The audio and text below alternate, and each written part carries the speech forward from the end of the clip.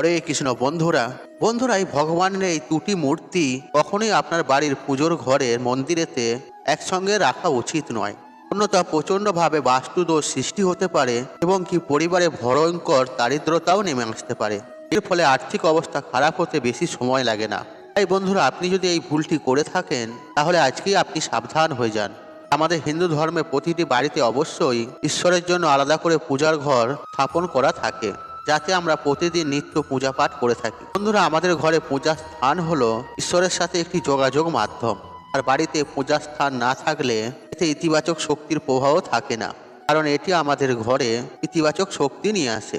আমরা সবাই বাড়িতে নানা প্রকারের ঈশ্বরের মূর্তি প্রতিষ্ঠান করে থাকি বাড়ির সুখ সমৃদ্ধির জন্য, এবং ঈশ্বরের কৃপায় সেই সুখ সমৃদ্ধি আমরা পেয়ে থাকি। কিন্তু বন্ধুরা, অনেক সময় আমরা পূজা পাঠ করার পরও কিন্তু সেই পূজার ফল কিন্তু পাওয়া যায় না। এমনকি বাড়িতে সুখ শান্তিও থাকে না, আর বাড়িতে কোনো না কোনো বিষয় নিয়ে ঝগড়া বিবাদ লেগেই থাকে। এর পেছনে সব থেকে বড় কারণ হতে পারে আপনাদের বাড়ির বাস্তুদোষ। আর বাস্তুশাস্ত্র অনুসারে ঘরে উৎপন্ন হওয়া সমস্ত অশুভ শক্তি ও লক্ষণ নেতিবাচক কারণ হচ্ছে বাড়ির মন্দিরে রাখা দেবী দেবতার মূর্তিও হতে পারে। আর যদিও আপনার মন্দিরটি বাস্তুদোষ অনুসারে নির্মিত না হয় তাহলেও এমনটা হতে পারে। তাই বন্ধুরা, এই সমস্ত দোষ দূর করতে হলে আমাদের বাড়িতে বাস্তুর নিয়ম মেনে চলা উচিত। বন্ধুরা, বাস্তুশাস্ত্রে যেসব নিয়ম বলা আছে আর সেই সব নিয়মগুলি শাস্ত্রীয় ও বৈজ্ঞানিক ভিত্তিতে তৈরি করা হয়েছে। তাই এই নিয়মগুলি সঠিকভাবে মেনে চললে তাহলে আপনার বাড়িতে কোনো অপ্রীতিকর ঘটনা ঘটবে না। অর্থাৎ বন্ধুরা, কোনো আপদ বিপদ আপনার বাড়িতে আসবে না, আর সবসময় আপনার বাড়িতে সুখ শান্তি সমৃদ্ধি বজায় থাকবে। বন্ধুরা, বাড়ির মন্দিরে দেবদেবীর মূর্তি রাখারও কিছু নিয়ম রয়েছে। ঘরে কোন দেবদেবীর মূর্তি বা ছবি রাখা নিষেধ, অথবা কোন দেবদেবীর মূর্তি একসাথে রাখা শুভ, তাই বাস্তুশাস্ত্রে এমন বহুত গুরুত্বপূর্ণ নিয়মের উল্লেখ করা রয়েছে। তাই এই নিয়মগুলি সঠিকভাবে যদি না মানা হয়, ঘরে দুঃখ দারিদ্রতাকে ডেকে আনে। ইতিবাচক শক্তির পরিবর্তে ঘরে আরও নেতিবাচক শক্তির প্রভাবও শুরু হয়। আর এতে করে ঘরের সদস্যদের হতাশগ্রস্ত ও অসুখী হয়ে পড়ে, এবং একই সাথে এটি বাড়ির এক আর্থিক সংকটও তৈরি করে। আর এর ফলে কোনো কারণ ছাড়াই এই পরিবারে অর্থ প্রচণ্ডভাবে ব্যয় হয় এবং অনেক পরিশ্রম করেও সাফল্য আসে না। আর বাস্তুদোষের কারণে ঘরে এমন অনেক সমস্যা দেখা দেয়, সেগুলি প্রচণ্ড ভয়ানক হয়। তাই বন্ধুরা, এমনটি যাতে না হয় তাই আপনি জেনে নিন। আর বাস্তুশাস্ত্র অনুসারে আমাদের বাড়ির মন্দিরে কোন কোন দেবদেবীর মূর্তি রাখা উচিত এবং কোন কোন দেবদেবীর মূর্তি রাখা উচিত নয়। এরও পাশাপাশি সুখ ও সমৃদ্ধি পেতে কোন দেবী বা দেবতার মূর্তি একসাথে রাখতে হয়। তাই বন্ধুরা, এই সমস্ত কিছু আজকের ভিডিওতে আপনাদের সাথে আমি আলোচনা করব। তাই বন্ধুরা, আপনাদের কাছে একটা ছোট্ট অনুরোধ, আপনারা ভিডিওটি স্কিপ না করে শেষ পর্যন্ত দেখুন, এবং ভিডিওটি দেখে ভালো লাগলে তাহলে ভিডিওতে একটি লাইক করে কমেন্টে জয় মা লক্ষ্মী জয় লিখে কমেন্ট অবশ্যই করবেন, এবং ভিডিওটি যতটা পারবেন বন্ধু বান্ধব আত্মীয়জনদের সাথে শেয়ার অবশ্যই করবেন, তাতে এই ভিডিওটি পেয়ে তারাও উপকৃত হবে এবং আপনাকে ধন্যবাদ জানাবেন। বন্ধুরা, বাস্তুশাস্ত্র অনুসারে আপনারা যদি আপনাদের বাড়ির মন্দিরে যদি বিশেষ দেবদেবীর মূর্তি বা ছবি একে অপরের কাছে রাখেন, তাহলে আপনি এটি থেকে অনেক শুভ ফল পেতে পারেন। আর প্রথমে বন্ধুরা জেনে নিয়ে যাক যে সকল দেবদেবীর মূর্তি বা ছবি যে বাড়ির মন্দিরে অবশ্যই রাখা উচিত। তাই বন্ধুরা, সবার আগে আমি বলি যে গণেশের ছবি বা মূর্তি। আর বন্ধুরা, আপনারা সকলেই জানেন যে ভগবান গণেশের সর্বপ্রথম পূজিত এবং সকল বাধা বিপত্তি তিনি দূর করেন। তাই বন্ধুরা, এই জন্য আপনার বাড়ির মন্দিরে ভগবান গণেশের ছবি বা মূর্তি থাকা অত্যন্ত শুভ। কিন্তু বন্ধুরা, আপনারা নিশ্চয়ই জানেন যে পূজার ঘরে কখনোই গণেশজির একাধিক ছবি বা মূর্তি রাখা উচিত নয়। আর ভগবান গণেশের ছবি যে এমন হয় যে তিনি যে দেবী লক্ষ্মীর সাথে আছে এবং তার বাম পাশে বসে আছে, তাহলে এটি অত্যন্ত শুভ বার্তা বহন করে নিয়ে আসে। কারণ বন্ধুরা, এই ধরনের ছবি বা মূর্তি ঘর থেকে সমস্ত বাধা বিপত্তি সমস্যা এবং নেতিবাচকতা দূর করে। বন্ধুরা, দ্বিতীয়ত দেবী লক্ষ্মীর ছবি বা মূর্তি। বন্ধুরা, দেবী লক্ষ্মীর ছবি বা মূর্তি প্রত্যেকটি ঘরেই থাকে। তাছাড়া বন্ধুরা, আপনি যদি ধন সম্পদ পেতে চান, তাহলে মা লক্ষ্মীর ছবি বা মূর্তি অবশ্যই আপনার বাড়ির মন্দিরে রাখা উচিত। কিন্তু আপনাদের জানা উচিত যে মা লক্ষ্মীর বাড়ির মন্দিরে একা ছবি বা মূর্তি কখনোই বাড়ির বাস্তুর জন্য শুভ বলে মনে করা হয় না। তাই বন্ধুরা, অবশ্যই আপনাকে মনে রাখতে হবে বাড়ির মন্দিরে দেবী লক্ষ্মীর সঙ্গে আর ভগবান বিষ্ণুর ছবি থাকা অত্যন্ত গুরুত্বপূর্ণ।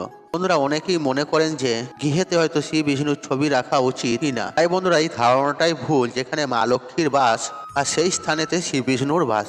কারণ বন্ধুরা, জগতের রক্ষাকর্তা হলেন মা লক্ষ্মীর স্বামী, আর মা লক্ষ্মী ভগবান নারায়ণ ছাড়া কখনোই কারো বাড়িতে যান না।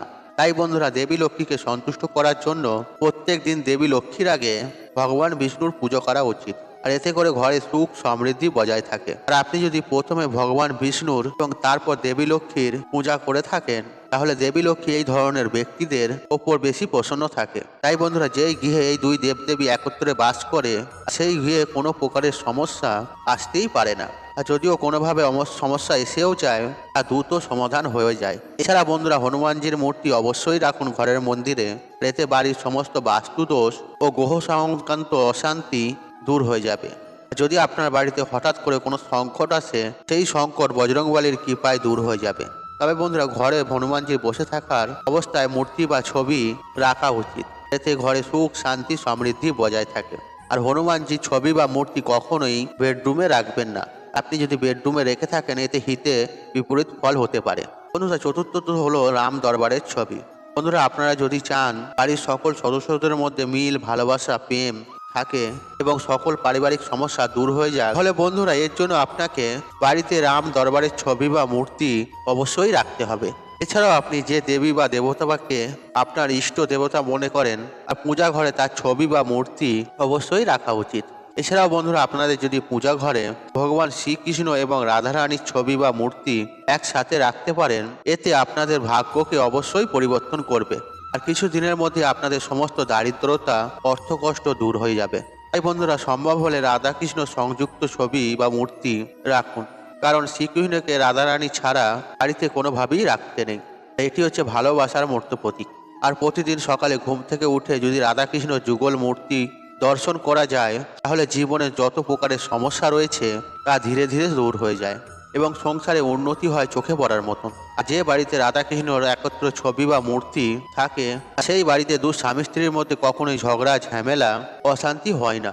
এছাড়াও ঘরেতে সুখ সমৃদ্ধি বৃদ্ধি পায়। এছাড়াও এই দুই দেবতাদের মূর্তি একসঙ্গে যদি রাখা যায়, তাহলে সংসারেতে নানা প্রকারের উন্নতি আসে। বন্ধুরা, এবার বলি আপনাদের যে ঠাকুর ঘরে কোন কোন দেবতাদের ছবি বা মূর্তি একসাথে রাখা কখনোই উচিত নয়।